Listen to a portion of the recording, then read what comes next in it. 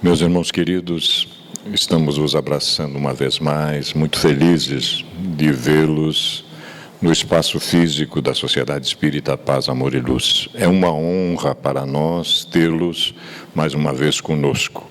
E o nosso desejo, fundamentalmente, é que nesse espaço, nesse tempo que vamos ficar junto em torno de 1 hora, possamos, sem sombra de dúvida, acrescentar nas nossas possibilidades de compreender os próprios desafios que a vida se nos oferece, para que possamos fazer escolhas mais favoráveis. Isto é fundamental e esse será o nosso objetivo, bem como do nosso querido expositor na tarde e noite de hoje. Hoje, para nossa alegria, ajustando a agenda, uma série de atividades, todos os nossos expositores são, a maioria, profissionais liberais, mas no feriado hoje foi possível, mais uma vez, o nosso Jorge Vitor estar conosco. O Jorge é um trabalhador denotado do nosso movimento, tem a sua sede mais fixa lá em Toledo, no Centro Espírita Nosso Lar, mas como ele está de folga hoje, está aqui, ele mora aqui em Cascavel, né?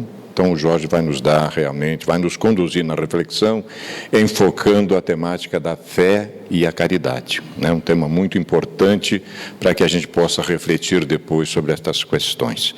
Nós vamos fazer a nossa prece, em seguida uma pequena leitura introdutória que guarda relação com esse contexto, e o nosso Jorge Vitor vai, então, nos conduzir nesta proposição sobre a fé e a caridade. Unamos-nos os pensamentos, por favor. Vamos orar.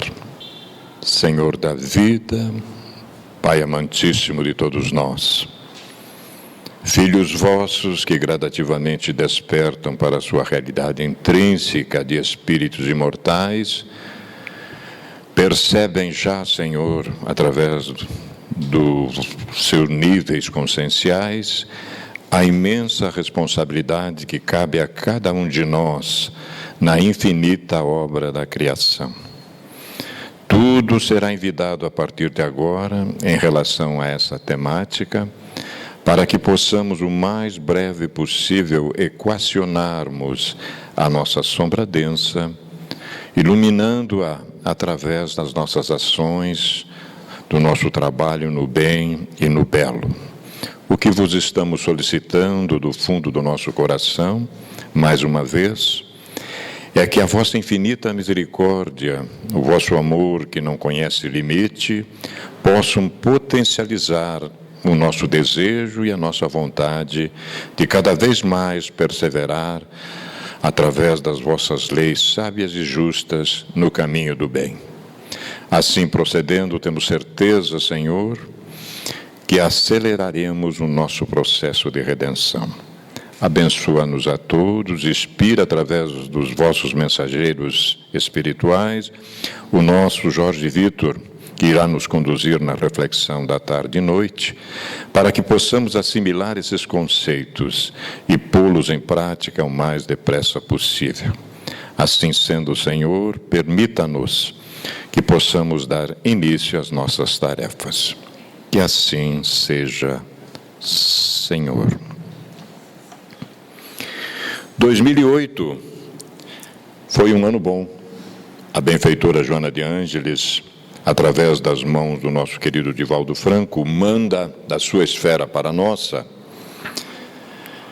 libertação do sofrimento. Um pequeno trechinho de um capítulo da obra que guarda a relação com o que o nosso Jorge vai trabalhar, chamado Efeitos da Fé Religiosa. Diz a nossa querida benfeitora que o processo de evolução moral é muito lento, facultando ao espírito a libertação das paixões inferiores a pouco e pouco, jamais de um para outro momento. Passe de mágica não existe. É compreensível, portanto, que os processos transformadores para melhor apresentem-se assinalados pelas marcas do passado, embora as conquistas edificantes realizadas posteriormente. Não se pode, dessa forma, condenar o ideal de qualquer procedência pela conduta daqueles que o abraçam. É certo que o seu comportamento nobre falaria mais alto do que as suas palavras, demonstrando a excelência da doutrina esposada. No entanto, os hábitos ancestrais infelizes que lhes predominam no cerne do ser respondem pelas inditosas atitudes de que se fazem portadores. De igual maneira, encontramos em todas as profissões homens e mulheres que as dignificam, enquanto outros as denigrem, embora sejam nobres e relevantes para a sociedade. Desse modo, as justificativas apresentadas pelos adversários das doutrinas religiosas não são sustentáveis. Quem se detém a ler apenas o Sermão da Montanha dar-se-á conta da proposta de Jesus às criaturas humanas, iniciando a era de amor e de paz, de perdão e de misericórdia, de humildade e de compreensão, de esperança e de caridade. No entanto, o que tem feito muitos religiosos nos últimos 20 séculos a respeito desses postulados incomparáveis? Qualquer religião experienciada com respeito e dignidade faculta à criatura o encontro consigo mesma, com seu próximo e com Deus. A fé religiosa, pois, é luz na escuridão, é medicamento na enfermidade, é caminho de segurança no labirinto das incertezas. Fecha a benfeitora dizendo: vivê-la com sentimento de fraternidade para com todas as criaturas é o dever de todo crente que despertou para a vida imortal. A fé e a caridade. Honrados, mais uma vez, nós vamos ser conduzidos pelo nosso querido Jorge. Portanto, vamos ouvir. Obrigado pelo convite, à casa, a esses amigos que vibram junto conosco, para que assim possamos juntos trilhar o caminho da paz, da compreensão, do amor e encontrarmos aquilo que buscamos, a felicidade já na terra. Parabenizando um encontro, fraternal que nos encontramos neste instante, aos amigos que aqui vêm no dia de feriado, ouvir e junto conosco refletir sobre as lições do Cristo. Jesus, que não possuía um só travesseiro, às vezes, muito pobremente, uma pedra para deitar a cabeça, não possuía nada. De um lado a outro, incumbiu-se de elevar a mensagem do Pai para os nossos corações. Jesus, incansável, nos encontros vários, e um destes encontros, em meio aos seus discípulos e às pessoas que sempre o circundavam. Seres como nós, ainda hoje nos encontramos, tão carentes, tão necessitados das mais diversas problemáticas que enfrentamos em nossas vidas. Mas naquele tempo, com certeza, a situação era um pouco mais difícil. Eis que Jesus, entrando em meio a essa multidão, e seus discípulos lá já estando, ele recebe de imediato um homem desesperado, chorando, e dizendo: mestre, mestre, socorre-me, ajuda-me. Meu filho está louco. Joga-se na água, joga-se no fogo, está tomado pelo mal. Por misericórdia, tende piedade, pois sofre muito. Jesus lhe responde, com uma frase até severa para aquele petitório: ó raça incrédula e depravada, até quando estarei convosco? Até quando vós sofrereis? Trazei-me essa criança.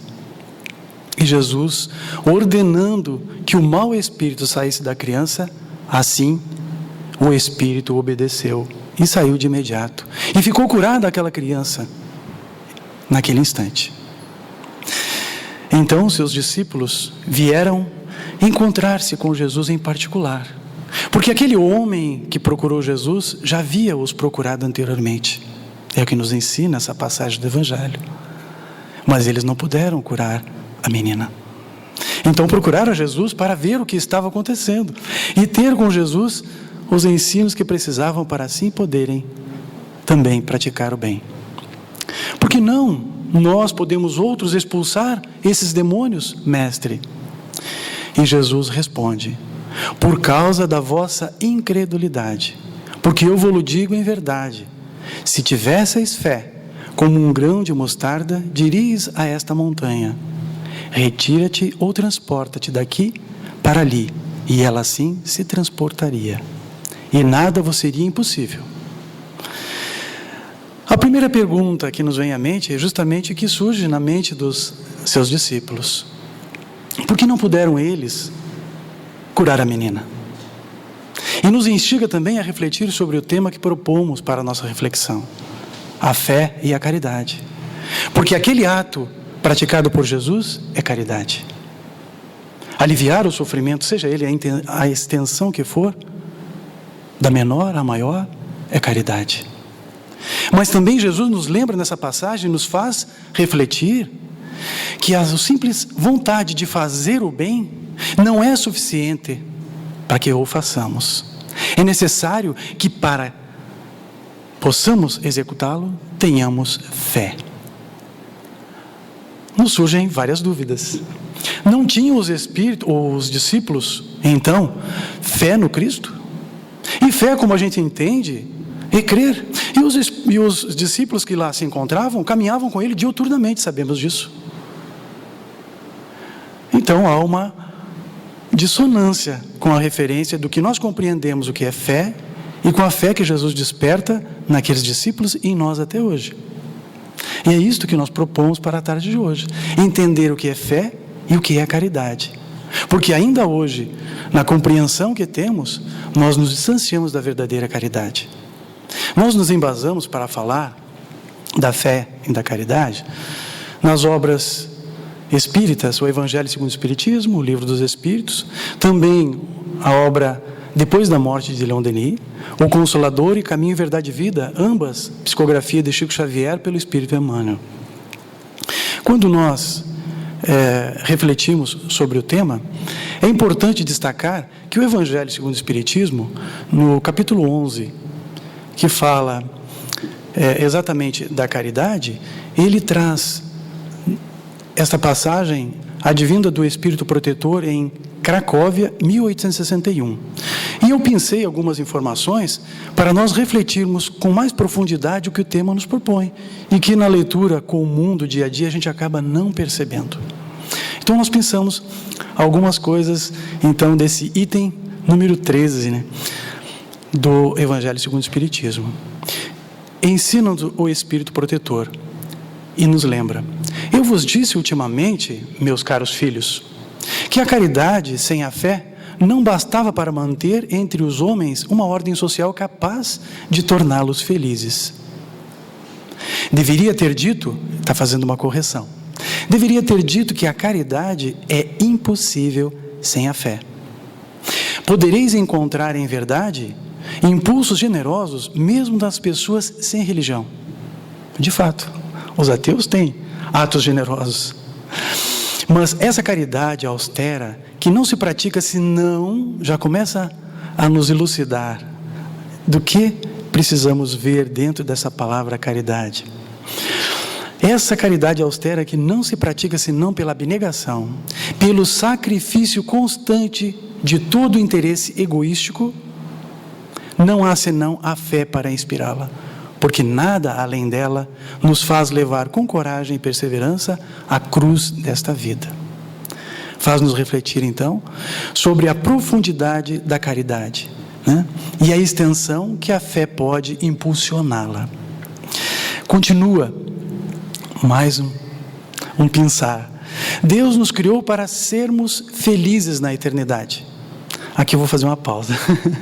Nós não acreditamos nisso, Constantemente a gente acha que Deus não nos colocou aqui para sermos felizes, porque nós estamos no mundo de provas e expiações, e é natural que o sofrimento tão comum aos mundos desta natureza nos assole, porque nós somos naturais a esse mundo, porque nós ainda temos muitas pendências morais para assim lapidar. E são estes sofrimentos que vão fazer-nos refletir e caminharmos nessa direção que nos fará, sim, seres melhores. Mas ele está nos lembrando, para sermos felizes na eternidade. Entretanto, a vida terrestre deve servir unicamente ao vosso aperfeiçoamento moral. Outra coisa que a gente esquece, A gente vive a matéria com uma intensidade como se não existisse espírito. como não se existisse a questão moral nas nossas relações. É o ganha-ganha, é quem pode mais chorar menos. Não se fala em fraternidade, muito menos em caridade, que se adquire mais facilmente com a ajuda dos órgãos e do mundo material. Está nos conduzindo à reflexão de que nós precisamos estar realmente no mundo para internalizarmos as lições necessárias. Sem contar as vicissitudes ordinárias da vida, a diversidade dos vossos gostos, somos diferentes em muitas qualificações. Aliás, não somos iguais, não é nenhum de nós. Somos muito diferentes uns dos outros. Algumas semelhanças, né, nós temos, mas somos diferentes uns dos outros. E são essas diversidades, né, dos gostos, das tendências, ele fala aqui, das nossas necessidades. E é também um meio de vos aperfeiçoar e vos exercitando a caridade. Nos lembra que esse exercício da diversidade que nós agora há pouco líamos no texto, nos convida à vida em sociedade. E é neste convívio, é neste conluio de informações ricas que o outro nos oferece, é que nós vamos amadurecer a nossa essência.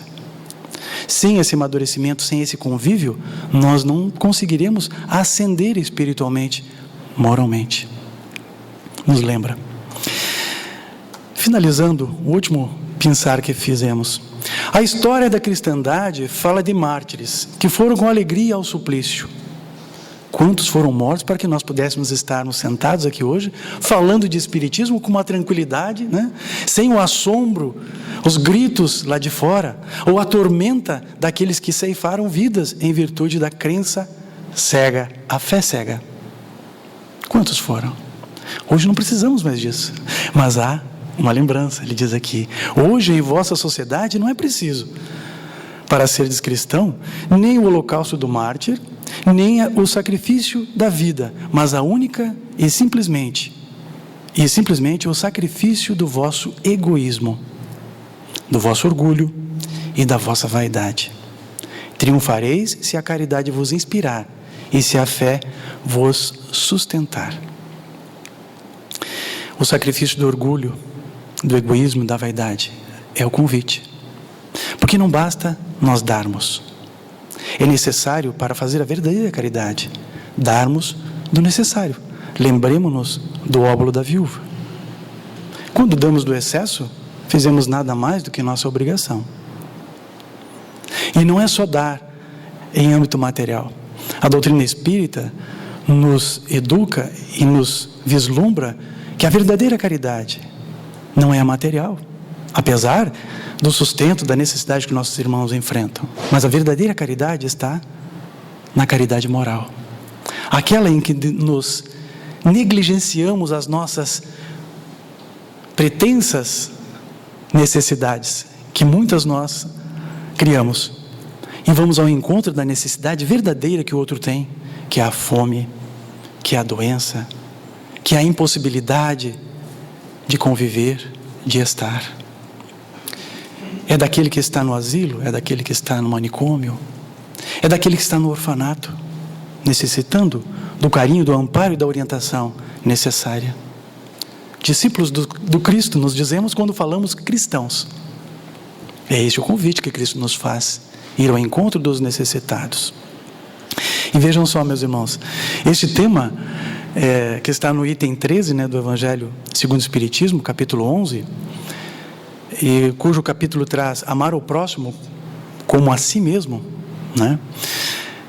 E aí vamos fazer uma pequena pausa para entendermos, né, como nós podemos amar ao próximo se não tivermos a referência do amor próprio. E a lição do Cristo já nos diz, né, amar a Deus, né, sobre todas as coisas, com todas as tuas forças, e ao próximo como a ti mesmo. Então, o como, ele é uma palavra, um pronome de igualdade. Se refere a alguém. E quem que ele se refere? Amar ao próximo como a si mesmo. Então eu preciso me amar para entender o que é o amor, para assim poder também amar o outro. E nós vimos tantas pessoas perdidas no mundo sem entenderem-se como seres, né? Não se amam. Com frequência a gente recebe seres em nossos lares, acredito que aqui não seja diferente, nossos irmãos, vêm e se acham pessoas infelizes, incapazes de tomar decisão, incapazes e de se sentirem amadas por alguém, e muitas vezes atestam com veemência, a ausência de Deus em suas vidas. Infelizmente, eles vêm aos nossos lares, porque nós podemos dessa forma lembrá-los dos ensinos de Jesus, do Evangelho do Cristo, a elucidar essa grande verdade, que Deus nos ama, independente de quem ou da forma que nós estamos, a todos nós, sem exceção, e nos dá as oportunidades várias para que possamos crescer e caminhar como cristãos, como seres na direção do bem. Mas eu lembrava que esse tema, amar ao próximo como a si mesmo, no capítulo 13, Kardec era um homem extremamente inteligente, sem sombra de dúvida. E a metodologia dele utilizada é fantástica, porque ele poderia trazer as informações de uma outra forma, mas vejam só, dentro daquilo que nós deveríamos aprender como amar ao próximo como a nós mesmos, ele traz a lei de amor primeiramente, antes do egoísmo, e depois do egoísmo, como temas sequentes, falando exatamente da fé e a caridade. Então, já nos instiga a refletirmos nessa direção. Para amarmos ao próximo, precisamos nos amar.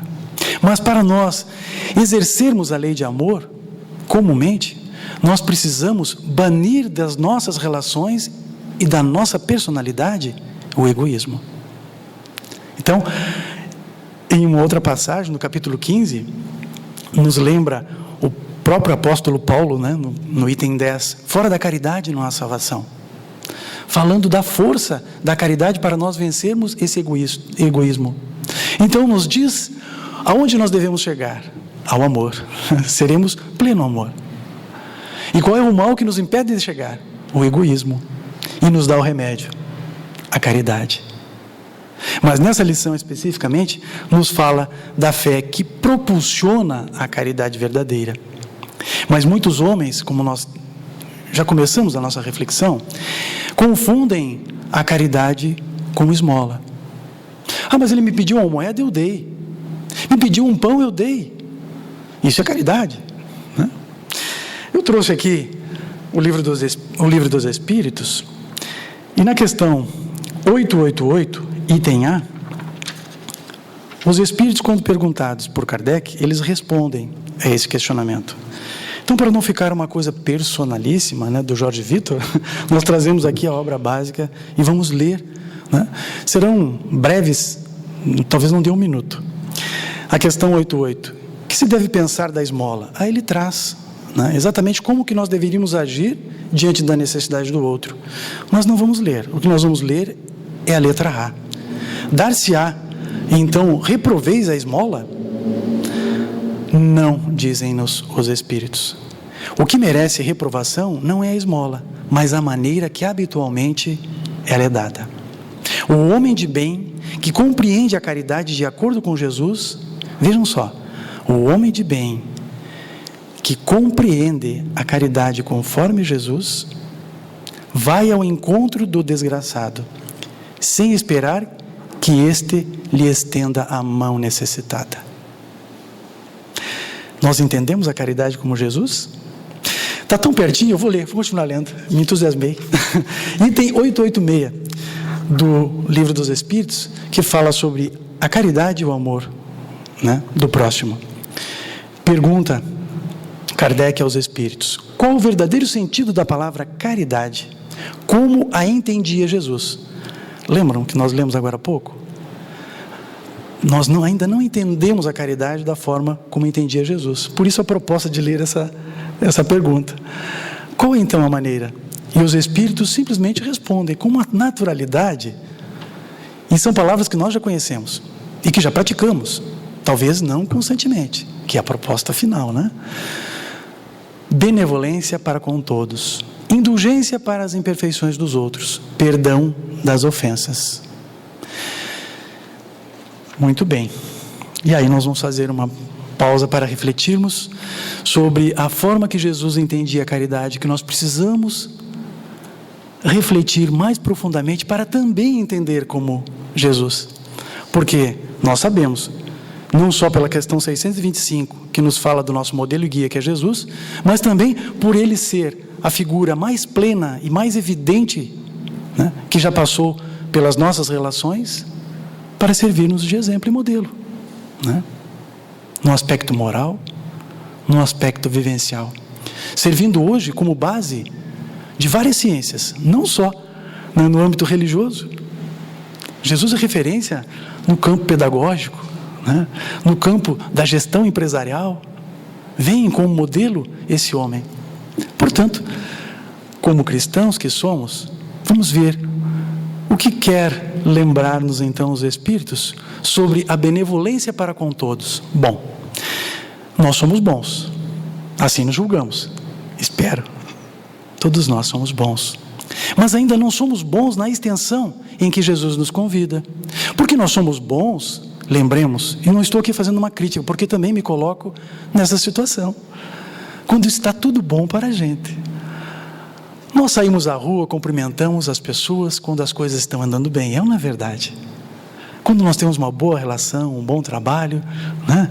O dia amanhece com um sol maravilhoso, nós levantamos mais vivos e ficamos felizes, e não há um movimento ruim que nos tire desse compasso. Porém, quando as coisas não andam muito bem, nós não somos tão bons assim. Não queremos falar com as pessoas muitas vezes, não queremos relação nenhuma, fugimos do contato alheio, quanto mais daqueles que são necessitados, que nos buscam. E vejamos que a verdadeira caridade é ir ao encontro da necessidade. Então, benevolência para com todos, nós precisamos caminhar nesse sentido. Uma caminhada de 2.000 léguas começa com o primeiro passo. É nós procurando, mesmo com a dificuldade, né, com a indiferença que nós temos com aquele que está à nossa frente, se não dirigir-lhe a palavra, um bom dia, uma boa tarde, pelo menos não lhe desferir o pensamento desastroso de maldade. Porque tudo que nós emitimos em a natureza retorna para nós. Falava o nosso irmão depois da prece, lembrando-nos sobre essa questão. Nós só poderíamos fazer boas escolhas quando tivermos consciência do que fazemos e do que pensamos. Porque antes de fazer, nós pensamos. E para ter essa consciência, nós precisamos desenvolvê-la, precisamos amadurecer. Aliás, é a proposta que nós temos para a nossa reflexão da noite. Porque não basta nós imaginarmos fazer o bem, nós temos que realmente fazer o bem. E a benevolência, a bondade, é uma ferramenta fundamental para que assim seja. Mas não é para com aqueles que nós já amamos, é para com todos. Portanto, precisamos dirigir as nossas atenções àqueles aos quais nós temos dificuldades. Porque é para com estes que nós precisamos fazer os ajustes internos e corrigir a nossa forma distorcida de ver a lei de Deus. Também nos lembra, como lemos o Livro dos Espíritos, a indulgência, né, para com as imperfeições dos outros. Respeitar as pessoas do jeito que elas são. É tão difícil. Indulgência é isso, né? É não se inconformar com a diferença que o outro me opõe. Ninguém é obrigado a concordar comigo, e nem eu sou obrigado a concordar com todos. Aliás, nós falamos inicialmente das adversidades que temos cada um de nós, e é isso que enriquece o nosso aperfeiçoamento, o nosso crescimento, quando nós nos damos conta que a convivência é salutar, e assim o fazemos, e assim exercitamos. Mas é necessário que para que a gente possa conviver na sociedade em harmonia, a gente desenvolva a indulgência, a compreensão, respeitar a decisão do outro, respeitar a personalidade diversa do outro, mesmo que estando em uma natureza diferente daquela que eu concebo ser a ideal para gênero, grau. É necessário que eu respeite. Eu preciso ser indulgente. E eu lembro aos irmãos, nós conseguimos ser indulgentes com as diferenças de nossos irmãos. E sabe quem são esses irmãos? São aqueles que nós já aprendemos a amar. São os nossos filhos, são os nossos pais, nossos irmãos. E independente como que eles se comportem, inicialmente pode nos causar mágoa, estranheza, mas em seguida nós desenvolvemos uma capacidade que está intrínseca no ser, em todos nós, sem exceção. E acolhemos aquela criatura com o amor que já guardávamos por ela.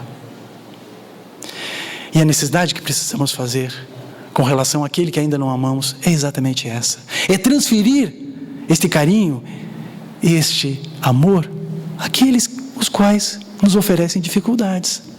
Se torna mais fácil ter indulgência para com eles, transferir aquela personalidade idosa que se apresenta conosco e nos diz algumas bobagens, alguns desaforos, mas que é em virtude talvez do Alzheimer, que nós não sabemos, ou de um transtorno que está passando, que é natural da idade avançada.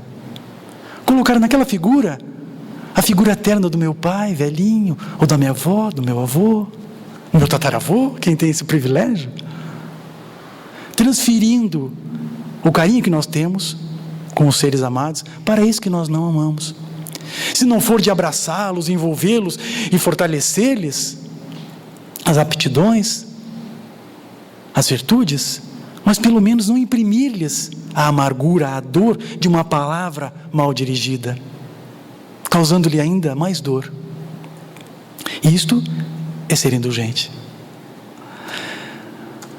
Perdão das ofensas. Bom, aqui daria um seminário de um mês, né? O perdão é uma ferramenta excelente para o nosso avanço. É fundamental também, né? Por isso, assim entendia Jesus. Se nós não conseguirmos arrancar de nossos corações as mágoas, que na verdade são o primeiro movimento, ou é a mágoa o primeiro movimento para nos convidar ao perdão, porque aquele que não se magoa não precisa perdoar, porque não recebeu nada em desagravo. Nós só precisamos perdoar porque nos sentimos ofendidos, magoados, né? Aquela coisa pontuda que fica ali no meu coração incomodando, né? A pessoa nem sabe que eu existo, já passou 10, 20, talvez mais anos, uma encarnação, 2, 3, e nós ficamos guardando aquela mágoa, né? Aferroando os nossos sentimentos infelizes, né? Desenvolvendo uma profunda revanche com o nosso antepassado, talvez algoz, ou talvez seja só algoz na nossa lembrança, e ele nem sequer pensa em nós. Precisamos perdoar, meus irmãos. Mas nós estamos falando de caridade e nos torna mais compreensível agora, segundo eu entendia Jesus, eu imagino, né? Precisamos só fazer o exercício, todos nós, sem exceção, me coloco junto com todos nós, né? Fazer esse exercício. Mas como fazer esse exercício gigantesco e transformar as nossas vidas sem a fé? É impossível, como nos lembra o Espírito Protetor, porque a fé impulsiona a caridade. Então o que é essa fé? Vamos começar a descortinar a fé então, né? Se já compreendemos um pouco melhor o que é a caridade e o exercício que devemos fazer, vamos entender a fé. Bom, vamos buscar no dicionário o significado de fé. Ele advém do grego da palavra, né, pistes, que no hebraico é emuná, o qual tem uma relação, né, uma derivação dessa palavra emuná, é emet, verdade. O Novo Testamento fala exatamente dessa forma, e o Velho Testamento também. Só que ele traz conotações diferenciadas sobre a palavra fé. No Novo Testamento é usada como crença, crer em Deus em algo, como relacionada a fé à religião. Já no Velho Testamento, usada como fidelidade, confiança. Vamos aprofundar um pouco mais essa diferença? A gente consegue observar então que fé tem 2 sentidos, né? Crença e confiança. Vamos buscar o que é crença? Substantivo feminino, que fidelidade também é um substantivo feminino, mas a crença, estado, processo mental ou atitude de quem acredita em pessoa ou coisa. E, no âmbito da fé, fé em termos religiosos, né? Fidelidade, confiança, substantivo feminino, característica de quem é fiel, do que demonstra zelo, respeito por alguém ou algo, lealdade, constância nos compromissos assumidos com outrem. Bom, conseguimos ver aqui uma diferença em crer e confiança. Fé quer dizer, não é simplesmente acreditar. Eu creio em Deus. Na verdade, a fé exercitada no trecho que lemos do Evangelho segundo Mateus, inicialmente, quando começamos a nossa exposição, nos convida a essa confiança, que é justamente a constância de compromissos, assumir responsabilidades, respeito a alguém, a algo, lealdade, constantemente. Nós vamos ver, como citamos, e é bacana, é muito lindo que traz Emmanuel no Caminho, Verdade e Vida, porque ele faz uma reflexão sobre uma epístola de Paulo a um dos seus discípulos, em Romanos capítulo 1, versículo 17. Mas o justo viverá pela fé. Para que também fique claro que não somos nós que estamos enfatizando essa conotação. Está bem? Mas o justo viverá pela fé. Lembra Paulo ao seu discípulo, né? E aí discorre a carta, a epístola. E Emmanuel faz essa reflexão no Caminho, Verdade e Vida, no capítulo 23, Viver pela Fé. E ele vai fazer uma reflexão direcionada exatamente para o tema. Ele diz assim, na epístola aos Romanos, falando Emmanuel, Paulo afirma que o justo viverá pela fé. Não poucos aprendizes interpretaram erradamente a assertiva. Opa, alerta! Supuseram que viver pela fé seria executar rigorosamente as cerimônias exteriores aos cultos religiosos, frequentar os templos, harmonizar-se com os sacerdotes, respeitar a simbologia sectária, indicariam a presença do homem justo. Mas nem sempre o vemos, o bom ritualista aliado ao bom homem. E é uma grande verdade, até frisei, né? As crenças religiosas estão cheias. E as pessoas cumprem os ritos, cumprem todos os aparatos, né, que a crença exige. E Emmanuel é enfático. Mas o ritualista não está aliado ao bom homem. Porque tão logo saia do âmbito daquele templo religioso, ele comete os deslizes na saída, na porta. Muitos fazem esse desatino e esse desalinho com a lei. E Emmanuel lembra muito bem aqui. Mas deixa eu seguir lendo. E antes de tudo é necessário ser criatura de Deus em todas as circunstâncias da existência. Paulo de Tarso queria dizer que o justo será sempre fiel, viverá de modo invariável, na verdadeira fidelidade ao Pai que está nos céus. Portanto, meus irmãos, fé não é crer, fé é confiar, é ser fiel a Deus, no templo e no campo de trabalho. E o campo de trabalho são todas as extensões da nossa sociedade. É na escola, é no lar, é nas várias atividades que desenvolvemos junto com os nossos irmãos, no trabalho, nas relações várias da vida. Precisamos ser fiéis às leis de Deus.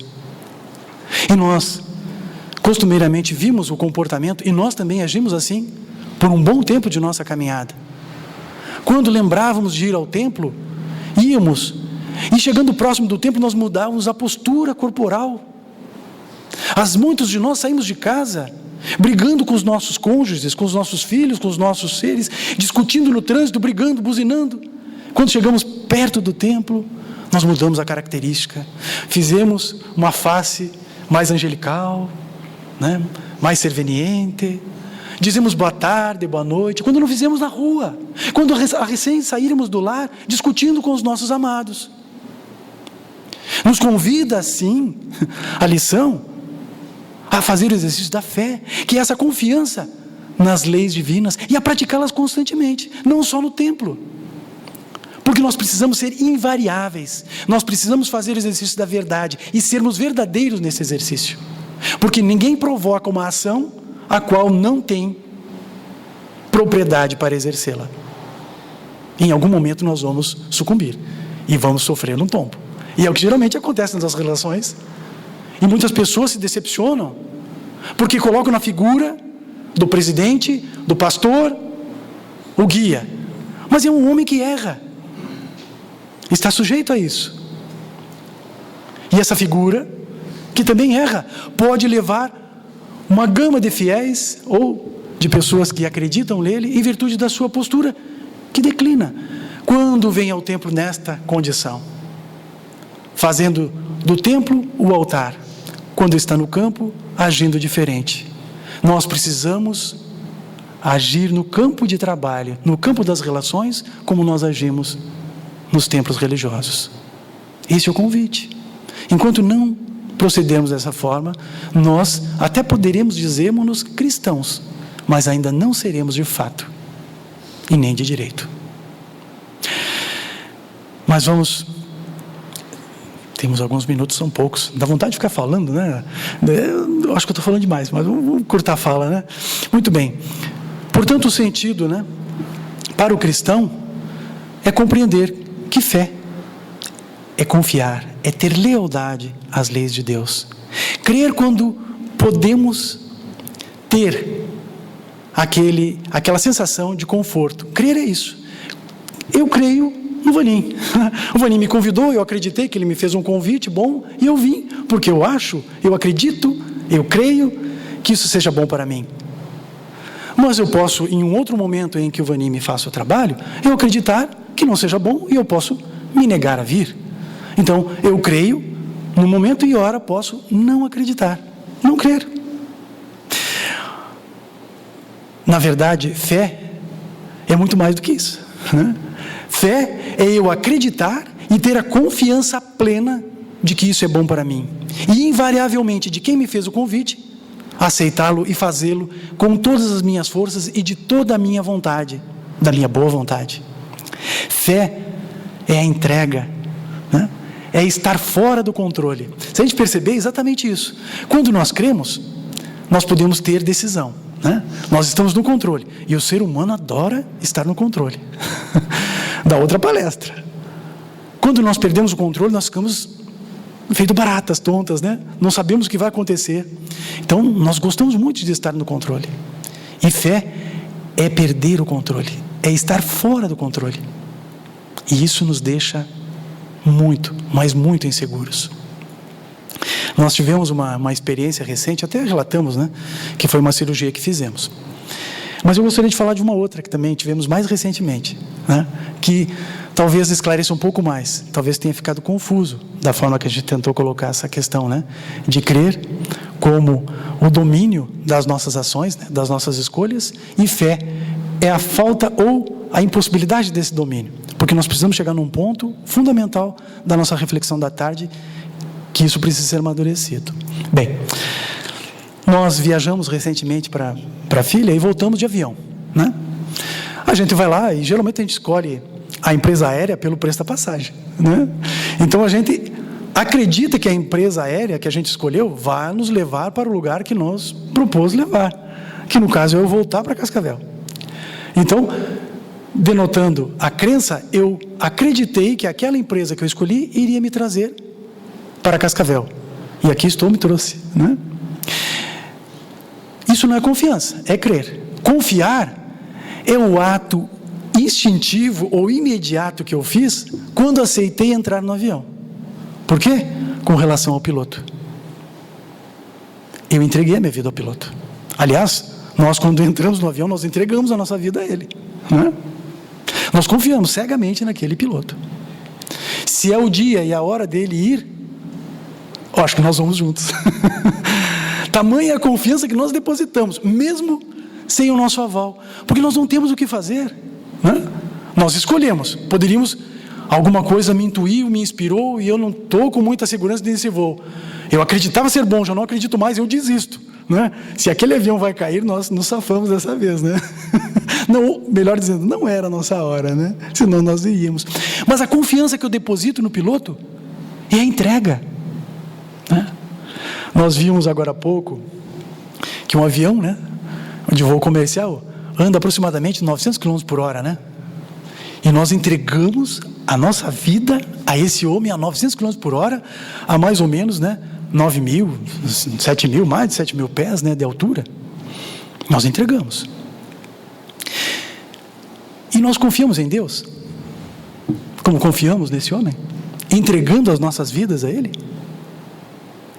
Nós também estamos numa nau chamada Terra, que anda a uma velocidade de 107 mil quilômetros por hora em torno do astro-rei.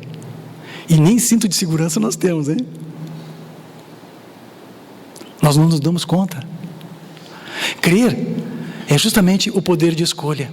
Nós confiamos nas coisas que nós não temos como escolher. E mesmo assim a gente não se dá conta das coisas de Deus, que nós precisamos realmente confiar. É o melhor para nós. Esta entrega é proposta por Jesus. Quando? Todos nós conhecemos. Jesus nos ensinou: Pai, seja feita a vossa vontade, assim na terra como no céu. Nós estamos recebendo do Cristo como deveríamos agir como cristãos diante do Criador, o dono da vida, que nos concedeu ela. Entregar-lhe aquilo que lhe é de direito. Nós, meus irmãos, temos a condição então, como seres, fazer escolhas, iniciadas aqui na fala, né? E nós podemos crer nessas escolhas. E podemos tomar decisões, e precisamos realmente tomar decisões. Mas tem coisas que não está sob o nosso alcance, sob a nossa haste. E as coisas de Deus, em nossas vidas, caminham desta forma. Porque um dia todos nós haveremos de desencarnar. Uns antes, outros depois, né? Isso é fato. E nenhum de nós sabe como isso vai acontecer. Por isso precisamos confiar em Deus, para que dê a condução exata, para depois que nós despertarmos na vida espiritual. Tem parte que nos cabe, que é fazer e assumir as rédeas da nossa caminhada. O destino conscientemente planejado. Para isso nós precisamos estudar, compreender, entender a dinâmica da vida. As lições e as reflexões que estamos fazendo na tarde de hoje servem como instrumento para nós aperfeiçoarmos estas escolhas e essas rédeas, né? Puxa daqui, puxa dali. E entregar a Deus a parte que cabe a Deus, aquilo que lhe diz respeito. Todos nós estamos em peregrinação, todos nós estamos caminhando na vida.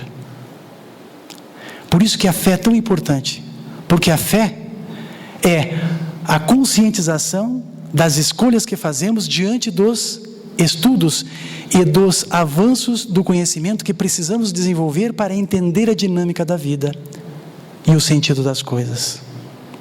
A doutrina espírita, nesse papel, desenvolve uma imensa riqueza de detalhes para que assim nós possamos fazer o nosso melhor. Nesta escolha de nossa caminhada, nós necessitamos confiar na outra parte, que é Deus. Porque a conscientização das nossas escolhas estimulará a nossa inteligência, nos fazendo seres mais completos, mais serenos. Porque quando eu me responsabilizo, né, pelos meus atos e entrego a parte que é de Deus, eu começo a ter paz em minha vida. Nós temos uma necessidade muito grande de controlar as coisas. E nós não conseguimos controlar tudo, a gente dizia agora há pouco. Isso é fato. E é tão certo isso, que nós muitas vezes assumimos o papel que é de Deus, tentando interferir na vida. E às vezes não só na nossa. Cumprimos a nossa missão, o nosso papel de pais quando educamos os nossos filhos, como exemplo. Mas puxamos a responsabilidade que é de Deus, de dar seguimento àquelas criaturas que nós amamos, quando nós chamamos para nós a responsabilidade e os atos de decidir a vida deles. Isso não vai dar certo. Isso não dá certo. Os jovens, muito mais cedo do que antes, estão sofrendo por depressão, estão morrendo do coração, estão recebendo uma carga imensa das escolhas que os pais fazem por eles. O medo de dizer não ao pai austero. Nós precisamos sair do controle daquilo que cabe ao outro e do controle que cabe a Deus. Precisamos confiar como a gente confia no piloto e como confia em Jesus por estar na nau, no controle dessa nau que se chama Terra, nos conduzindo às várias experiências do dia a dia. Enquanto assim não procedermos, meus irmãos, e não adquirirmos essa confiança em Deus, nós não seremos consonantes com a lei divina. E a fé que é divina não nos proporcionará nem impulsionará em nós a condição de sermos caridosos, de sermos fraternos com aqueles seres que nos cercam. A ascensão moral não se dará, e estaremos distante da felicidade que buscamos e da paz que tanto almejamos. Para concluir, o livro Consolador, uma lição, a pergunta 354, que fala sobre a fé. Poder-se-á definir o que é ter fé? Ter fé é guardar no coração a luminosa certeza em Deus. Certeza que ultrapassou o âmbito da crença. Mais uma vez aqui, reforçando, né? Que é diferente de crer. Fazendo o coração repousar numa energia constante de realização divina da personalidade. Conseguir a fé é alcançar a possibilidade de não mais dizer eu creio, mas afirmar eu sei, com todos os valores da razão tocados pela luz do sentimento. Essa fé não pode estagnar em nenhuma circunstância da vida e sabe trabalhar sempre, intensificando a amplitude de sua iluminação, pela dor ou pela responsabilidade, pelo esforço e pelo dever cumprido, traduzindo a certeza na necessidade de Deus. Ela exprime a confiança que sabe enfrentar todas as lutas e problemas, com a luz divina no coração, e significa a humildade redentora que edifica o íntimo do espírito, a disposição sincera do discípulo, relativamente ao faça-se no escravo a vontade de Deus. Por isso Jesus tanto nos repetia, né? Não sou eu que falo, né? Não sou eu que faço. Assim nós devemos entregar a nossa confiança em Deus, a nossa vida, para que Deus conduza aquilo que lhe compete. E nós fazendo a nossa parte, fazendo as melhores escolhas possíveis, para que assim Ele possa nos dar brevemente a felicidade que tanto almejamos. Que nós possamos adentrar a esta doutrina maravilhosa, sentar aos bancos que ela nos oferece e desenvolver a capacidade intelectiva que temos e amadurecer esses ensinos que estão à nossa disposição e caminharmos confiantemente para Deus, para que enfim possamos ser felizes. Era esta a proposição de reflexão da tarde. Agradeço a oportunidade e peço a Jesus que esteja no coração de cada um de nós, neste e em todos os instantes de nossas caminhadas, que possa, através dos benfeitores amigos, nos fazer vibrar e relembrar das reflexões desta tarde e noite, como diz o nosso irmão, para que possamos, no encontro com os nossos irmãos, no campo, na natureza das relações que vivemos, desempenhar o nosso papel como cristãos. Muito obrigado, uma boa semana. Devolvo a palavra ao nosso irmão Vanim.